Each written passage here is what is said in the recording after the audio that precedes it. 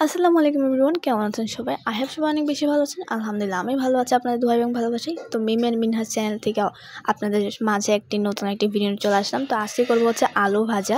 দেন আলু ভাজা করার জন্য আমি তেল দিয়ে দিয়েছি একটা পাত্রে, তারপর দিয়ে দিয়েছি রসুন, তারপর কাঁচামরিচ, পেঁয়াজ সবগুলো ভালো করে বাদামি কালার করে নেওয়ার পর এরপর দিয়ে দিলাম হলুদের গুঁড়া, লবণের গুঁড়া দেওয়ার পর ভালো করে একটু কষিয়ে নেওয়ার পর মশলাগুলো দেন আমি আলুগুলো দিয়ে দিলাম। আলুগুলো আমি অনেক আগে থেকে সেলস করে একদম কুচি কুচি করে নিয়েছি।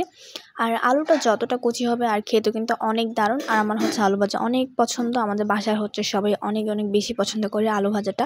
দেন আম্মু আলু ভাজাটা করলো, আর আজকে আলু ভাজাটা একটু বেশি করে নিলাম। আর আলু ভাজা কিন্তু ভাজা পুরার মধ্যে ঝাল ঝাল খেলে এটা কিন্তু বেশি স্বাদ হয়।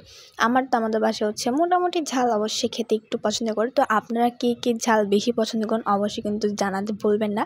বেশি বা কম খেলেও সমস্যা নেই, কিন্তু ঝালটা খেতেও কিন্তু দারুণ। আর ঝাল খেলে তো অবশ্যই অনেক ভালো লাগে, আমার ভালো লাগে মাঝে মাঝে। দেন আমি আলুগুলো ভালো করে নাড়াচাড়া করে নিচ্ছি, একটু সবগুলো মশলার সাথে ভালো করে কষিয়ে নিচ্ছি। দেন তারপর আমি ভালো করে আম্মু নাড়াচাড়া করে নিচ্ছি। অনেকক্ষণ জাল করার পর ঢাকনা দিয়ে ঢেকে দিয়েছিলাম 5-6 মিনিট। তারপর আমার আলু ভাজাটা অবশ্যই হয়ে গিয়েছে।